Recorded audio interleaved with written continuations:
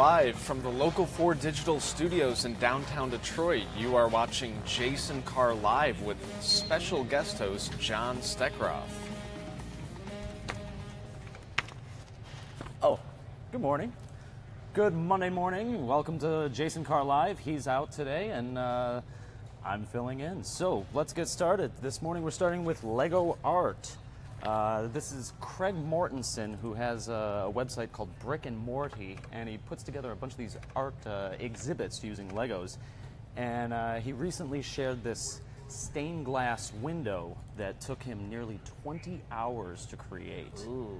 How cool is that, Brian? That is very cool. I would have loved to have that in my bedroom when I was a kid. Yeah, who wouldn't? I mean, regular windows are boring. Look at this thing. Yeah. And brickandmorty.com. What a cool name for a website, huh? Yeah. Now what's going on in this one? Oh, Brian, that's the Cone of Silence. Come on. It's from Get Smart. Missed it by that much. Ah. Good morning, Rod. Even when Jason Carr's not here, I still don't understand some of the pop culture references. That's okay. This is an old show. It's an old show. Who do we have here today with us? I just opened it up, so I lost all the comments. Yeah, Joel, Get Smart. Missed it by that much. Okay, rich and compelling. And now this. Brian, what are we looking at here? That is a cat eating broccoli. That does look like a cat eating broccoli, Yeah. doesn't it? That is.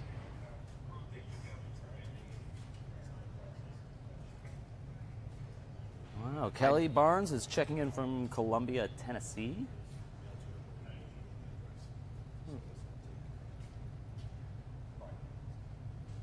Who would have thought? I didn't know cats Eat enjoyed broccoli. Yeah, I didn't realize that either. It took me 22 years of living before I finally enjoyed broccoli. Well, this cat is 22 in cat years, I believe. Yeah. So let's move on. Bruno Mars. I guess he was put on a concert Saturday night. He was at the Palace of Auburn Hills, and during the concert, he announced a $1 million donation to Flint, Michigan. So let's take a look at that video. At that, yeah. Listen, Michigan, I can't thank you guys enough. Thank you so much. Look at this right here. Thank you for all this love and all this support.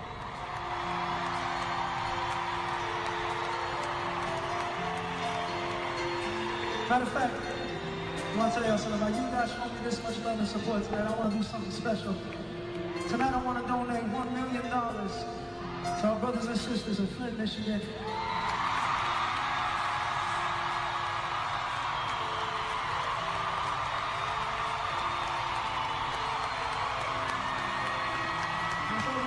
Thank you guys so much.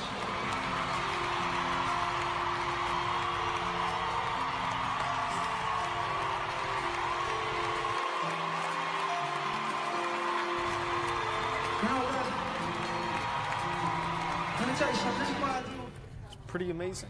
Yeah, how about that? The audio was a little hard to hear. I don't know if it's just this. Is this really how Jason listens to all this every day? Wow. Okay, well, I think there was another rich and compelling video in there before we moved on to Bruno. Yes, Let's take a look.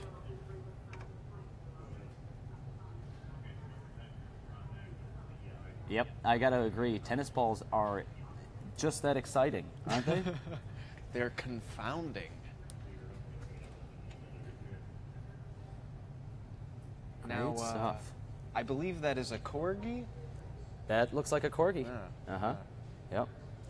Amazed with a tennis ball. Yeah, Beautiful. beautiful.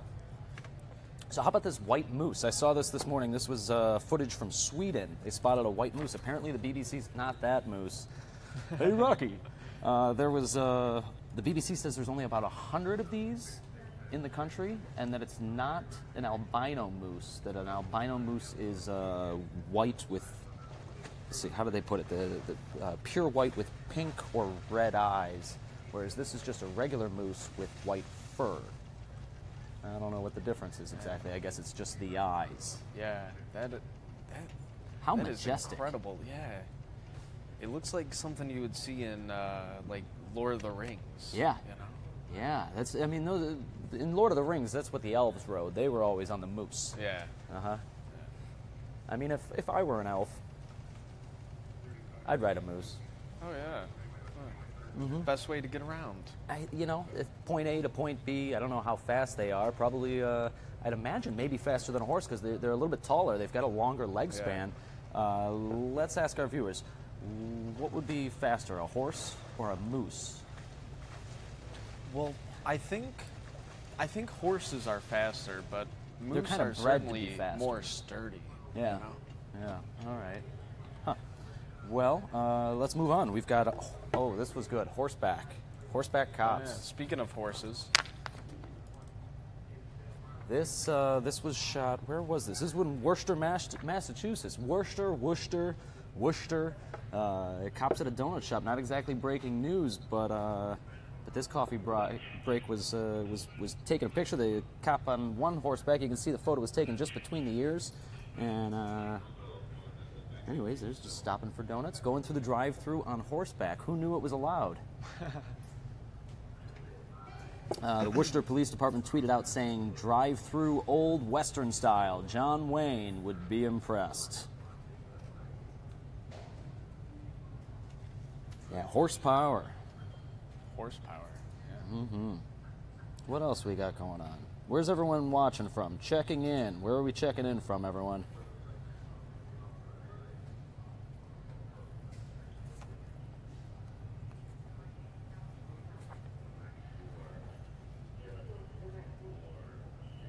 Good stuff. Okay, now the next, I know I have some more very rich and compelling footage here for our viewers. This is my favorite segment. This is the best part of putting the show together, is taking these videos. Now, this is a whale who looks like he blows out a entire rainbow. Yeah. Wow. Wow, it's a whale in the water, the rainbow. What a fabulous whale. Yeah, we've got Sue in East Point, Teresa from Redford, Corrine in Davison, Lillianne, Sterling Heights, Casey. Good morning, Casey in Monroe, Susan in East Point. Got the whole gang here today, but not Jason. Wow, it's a whale. It's a baby whale. But I got another one. What's the next one after this? Oh yeah. Oh yeah. Ready? It just breaks under the pressure.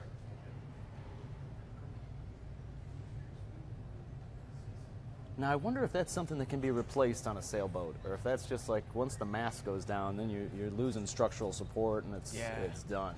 I would imagine that can be fixed. You can't have a sailboat without the sail. It's not really a sailboat at that point. Then it's just a boat.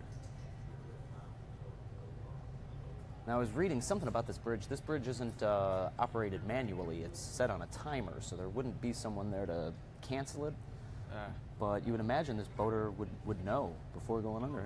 Yeah, human error. Mm-hmm.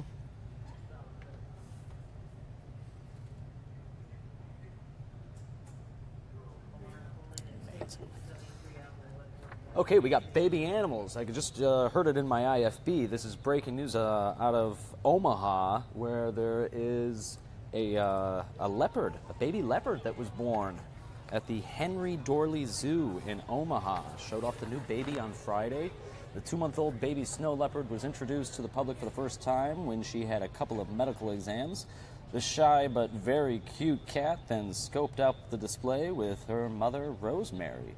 The baby and her parents are the only snow leopards at the zoo. The zoo officially expects the facility to be packed this weekend with plenty of people flocking to see the new baby. And they say the cub will be named at the zoo's Zoofari fundraiser in September. Look at those eyes. Thing is a trained killer. It will literally eat your face. It's adorable. Though. Even at that age. Mm-hmm. Look at those paws. Mm. Yeah. Those are big paws. Yeah. Wow. Yeah. I always wonder if I were to wrestle a baby leopard like that, would it injure me? Would it like maybe do some damage? Yeah, it's like that. It's like that question. How many? What is it? How many babies would you fight? Have to fight? How many would have to take it down? How many baby leopards? Yeah. But I would imagine those claws, maybe those teeth are just razor sharp. Oh, because you play with a cat, you do the get the hand thing, and you always come out of it scarred. You know, and I got a little bit of cat allergies, so usually even those scratches will be welts. But I would imagine this thing would probably break the skin. It's probably like throwing down with a reasonably sized dog. Yeah. Well, yeah. Amazing. Okay, we got more baby animals. I'm hearing this is more breaking news out of the Netherlands, where a young rhinoceros gave birth to her first calf at the zoo. The birth and the baby's first steps were actually seen by thousands of people watching on the zoo's website. And when I read that, I was so upset. They had a live stream going, and we didn't know about it, and I would have absolutely had that on our Facebook page. We've been able to see the birth of a rhino. That's your beat. Yeah. So this is the first of the calves. This mother, this is his first calf. This is her first calf. The mother, named Izalia, had given birth once before, but the calf was a stillborn. So this was like a really big deal for the zoo. One of the zoo's specialties is breeding the endangered white rhinoceros. 6 have been born at the zoo over the past 17 years. And the mother was moved from a Swedish zoo to increase her chances of having a calf. So I guess you could say that Swedish rhinoceroses don't produce as many children as Dutch rhinoceroses, right? Rhinoceri? Right. Rhinocerosum. That one's a difficult. What is a pack of rhinoceroses called? You got that one? Rhinoceri. No, like the group. A group of them. Okay, what's it called? A group is called a crash, I believe, right? A crash of rhinoceroses? That sounds right. Rhinoceri. It's a difficult one. I don't know. You got a pencil back there? I got a yeah. Oh. Okay. All right. I'll start working on something. But no, my drawing is not nearly Jason Carr's incredible abilities. But I'll start working on something. Let's move on. We've got sea turtles, more baby animals. That's a sea turtle. Sea turtles. A parade of vulnerable sea turtles has been crawling over a protected beach in Mexico to lay eggs. Nesting marine turtles emerge from the sea to lay their eggs in the sand as part of the annual migration during months of August and September. About 150 to 200,000 turtles are expected to lay as many as 15 million eggs here, but the species is still vulnerable because only about 10% of the eggs will hatch. I don't know if... Yes, Jason Colthorpe is here. So I guess 10% of the eggs, that's not very many. A lot of them are going to get eaten, I would imagine, hunted, and I don't know what happens to the rest of them. I guess they just don't hatch, but amazing to see that many sea turtles all on one beach at the same time.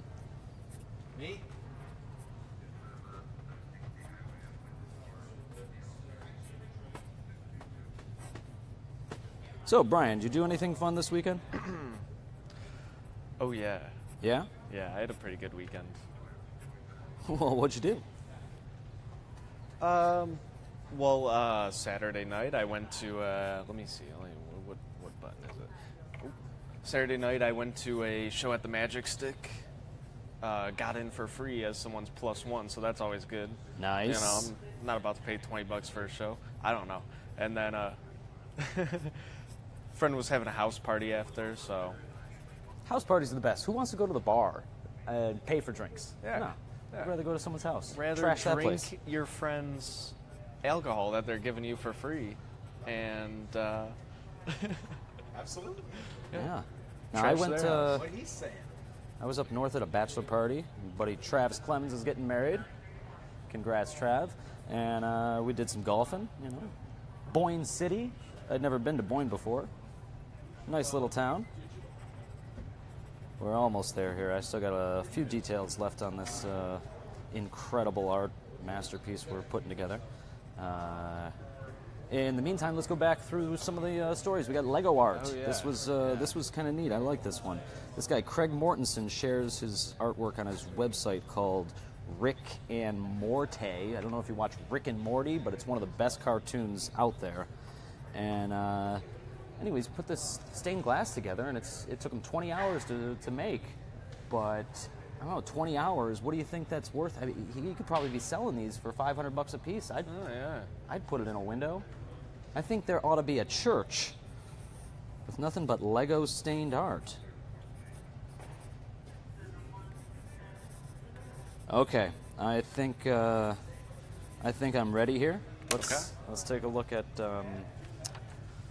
what I've done. You're gonna have to darken it up a little bit. That there is X-Ray Cat. I don't know if you know, but X-Ray Cat, he can see through wooden doors. That's his superpower. And so there's a bad guy on the other side of the wooden door, and he says, "You can't see me." He says, "Yes, I can." What is this? What is this beer gut that he has? Yeah, it's X-Ray Cat. It's pretty good stuff. Here, Dave, gonna have to put that in the with the other ones. Let's move on. Rich and Compelling, Part 1. Obviously, today we had 4 parts because, well, fill in time. Cat's eating broccoli. Now, I don't know if our viewers know exactly what the cat tax is. The internet is a series of tubes that information moves through, and those tubes are full of cats. And if you don't pay the cat tax, the data you're looking to get to your computer isn't going to make it.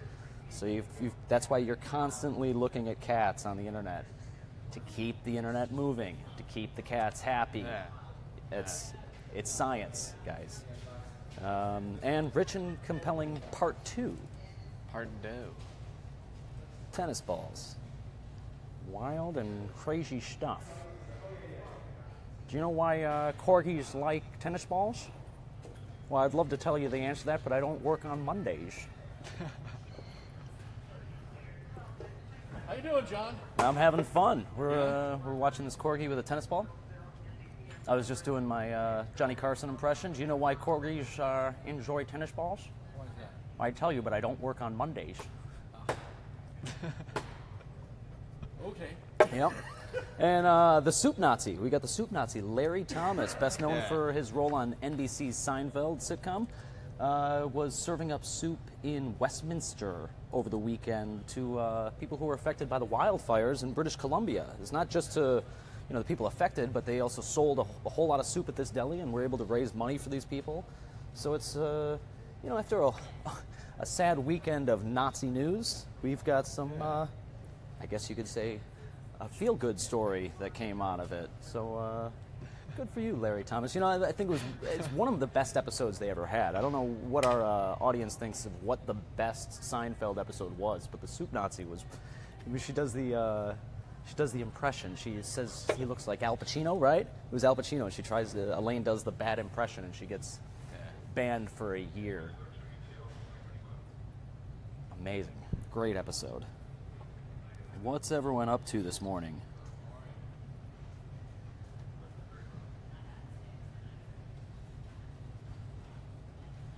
Yeah, the Lego art, Holly.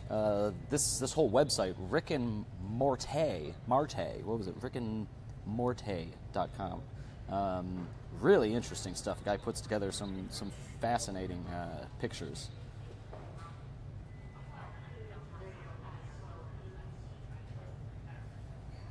Well, let's go back to Bruno Mars. We've got a lot of people talking about it. Bruno Mars held a concert in Auburn Hills Saturday night and announced a $1 million donation to Flint. So, the city's turning around. They've got a lot of good things happening out there. There's the election that just went on, the primaries, so we're going to have an election in November to change up the city council probably. I think it was 6 of the 9 seats are up for re-election, so it's could be a lot of changes here in Flint, but it's fantastic to see this type of thing. Yeah, let's take a look. Yeah. Listen, Michigan, I can't thank you guys enough. Thank you so much. Look at this right here. Thank you for all this love and all the support.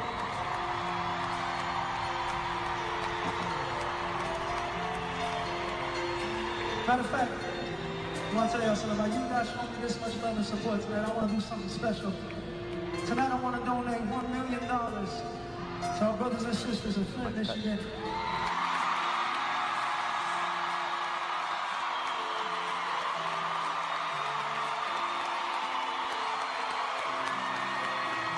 It's all because you guys so much.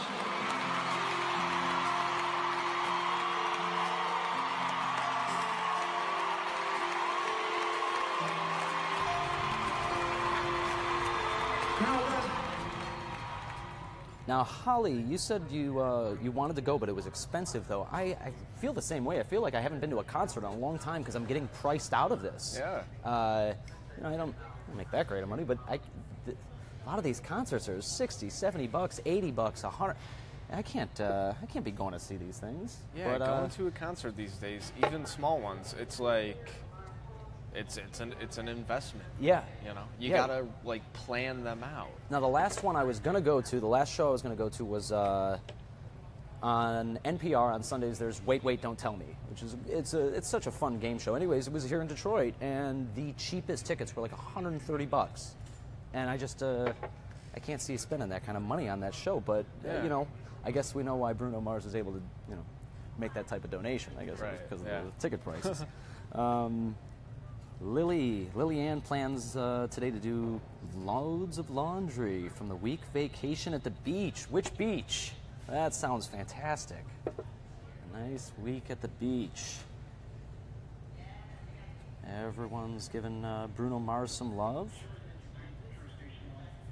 The movie theater, Frederick Williams, you're absolutely right. The movie theater is way too high.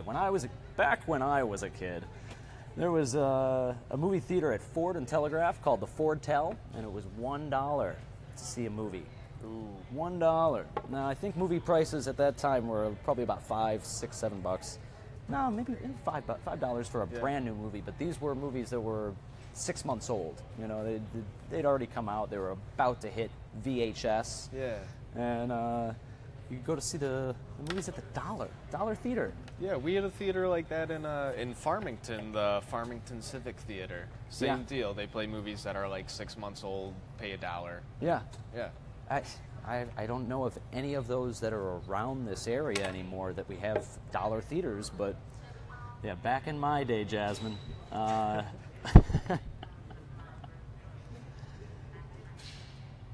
and then popcorn, more expensive than filet by the weight.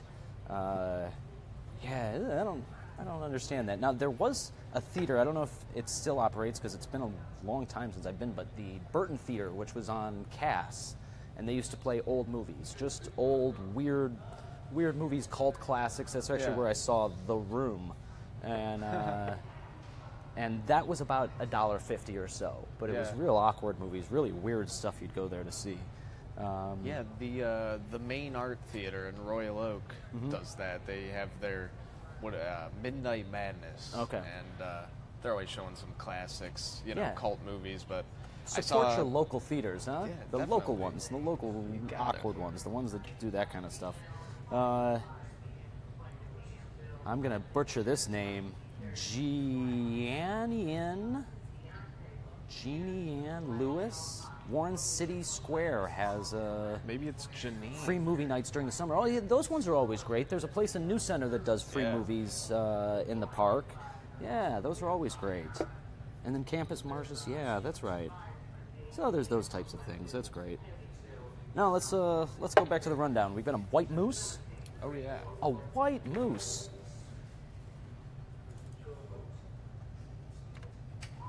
Wow, that's a white moose. All right, so I'm going to So report this as if I were Owen Wilson.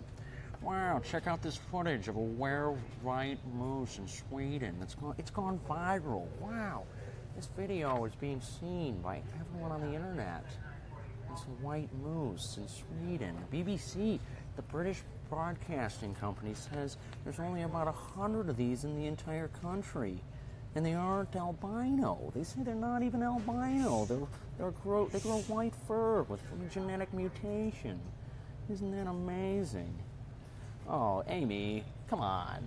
I miss Jason too, but I'm doing my best.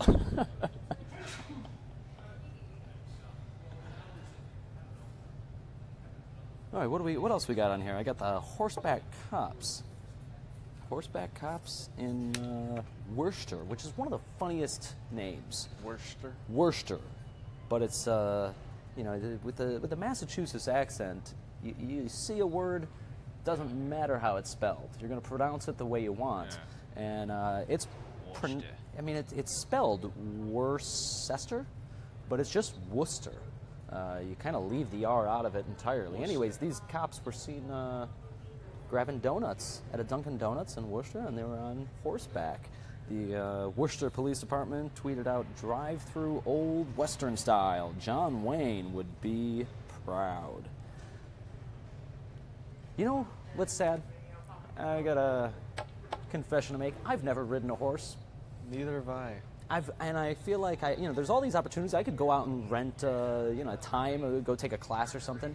But I feel like I'm waiting for that right moment where I belong on a horse. You know, where there's a reason to jump on a horse and save the day. But maybe that's not going to happen. I should just go out there and do it.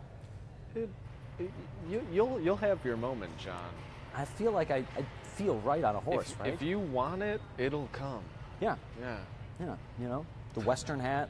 The whole, I feel like I'd need a revolver and do it with the spurs. I think that'd be Worcester, pronounced. Catherine, pronounced Worcester. Worcester. Worcester. Worcester. That is a funny one. I've been to Worcester. Worcester. My buddy Andrew Newman went to school out there. So we went out there once. Good time. Shout out to Andrew Newman. Rich and Compelling Part 2.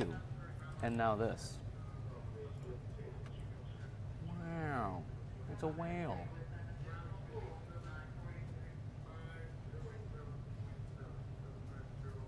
It's too bad the rainbow forms just to the backside of him. If it just came a few more feet up to the top, it would look just like it was coming out of the blowhole, but it's just a little bit too far back. Frederick Williams. We rode horses at Belle Isle in the 70s. Frederick Williams, I have something really cool coming up later this week. I found some archival footage of Sonny Elliott, the weatherman from back in the 60s, doing the very first episode of Sonny at the Zoo.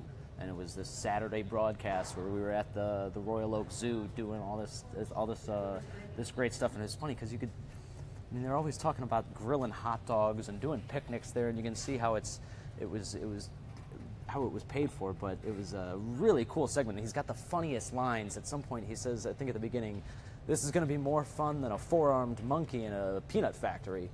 And it's just ridiculous stuff. But anyways, I found all this great footage from the Joe Mendy Chimpanzee Theater, and we're going to put together a big article about the Royal Oak Zoo and Sonny at the Zoo, that whole program that went on. I'm going to look for a couple more episodes because I don't want to just have one for the entire thing. But pretty fantastic stuff. That's been kind of my goal here, is to archive a lot of our old footage. Frederick Williams will be 54 on Saturday. Happy early birthday to you, Frederick. John, everyone's saying that we should call Jason? They're probably wondering where Jason is at. We just got a picture of Jason on his vacation. All right, hold on. Do you have his number? This is what Jason's doing right now. What is he? Wait, really? Yeah, that's Jason. Really? No. Yeah. No. Okay. All right. No, Dave just came over. He found that. Oh, Pam, you're saying Sonny was corny and hokey. I haven't watched the whole thing. I only caught the first few minutes, and he said four-armed monkey in a peanut factory, and I thought, man, this is going to be great.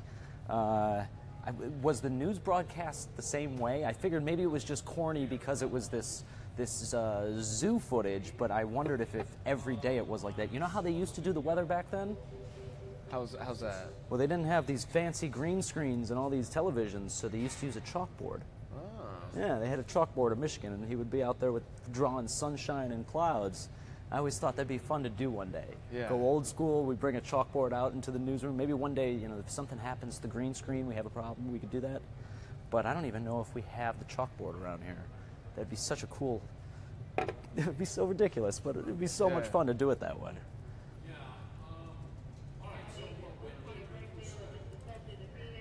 Jasmine, that stuff, it's kind of a difficult process, but we actually have it on beta tape. So right now I take those beta tapes and I digitize it. Yeah, I mean, it's in digital format, so it'll go out on the server, and then I got to throw it to the website, and it's a process, but it's good because the longer those tapes sit in that in the vault, the more they'll start deteriorating. Yeah, after a while they'll certainly deteriorate. Now what's tough is I find these 3/4-inch tapes, and we only have one of those machines, but all of our really old archival footage, all the actual film got donated to Wayne State. So at some point I need to get over to Wayne State and talk to them and try and get some of that footage actually put on the server and being able to use it that way. Yeah.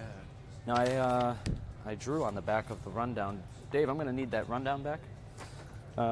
Let's do the baby leopard. Let's go back to that baby leopard. All right. No, the X-ray cap.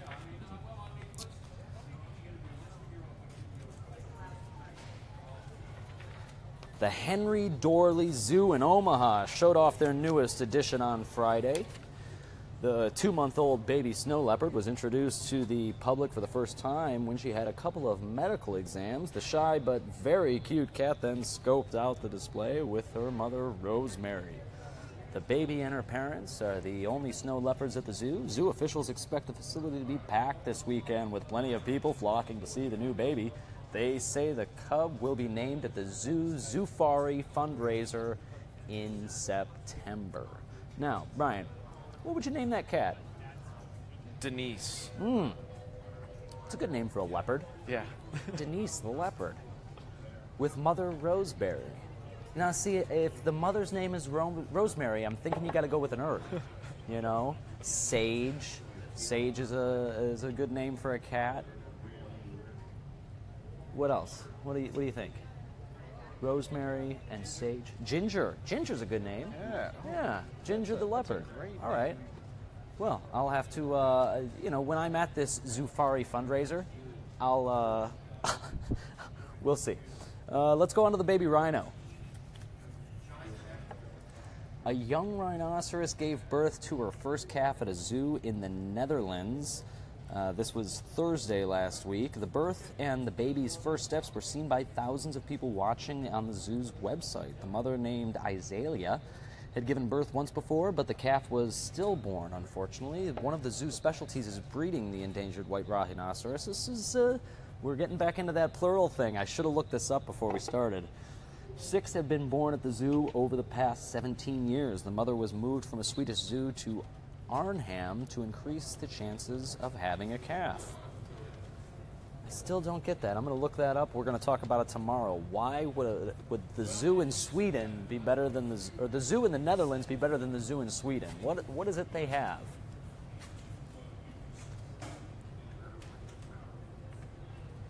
It's incredible too when you see the thing first born. I mean, it just starts walking immediately after. How dangerous would it be if a baby human could just get up and start walking away immediately after birth? The things we think about, huh? Yeah. Sea turtles. A parade of vulnerable sea turtles has been crawling over a protected beach in Mexico to lay eggs. Nesting marine turtles emerge from the sea to lay their eggs in the sand as part of their annual migration during the months of August and September. About 150 to 200,000 turtles are expected to lay as many as 15 million eggs here, but the species is still vulnerable because only 10% of the eggs will hatch.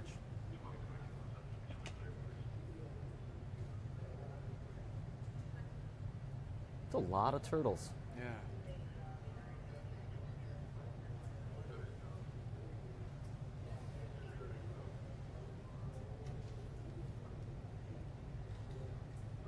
Joanna has a great question about rhinoceroses.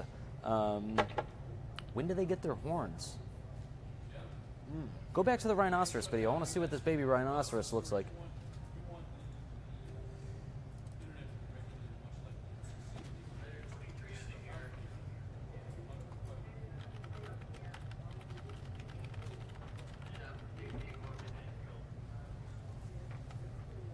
So yeah, it doesn't have a horn. I know it grows a lot like a nail does.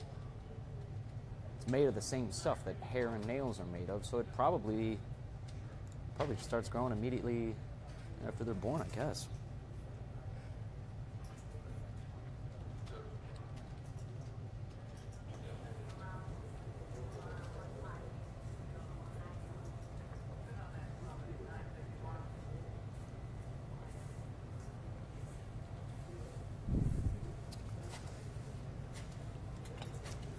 Well, okay, I just looked at the time, and I got to run and do Live in the D now. So, Brian, why don't you play us off? All right.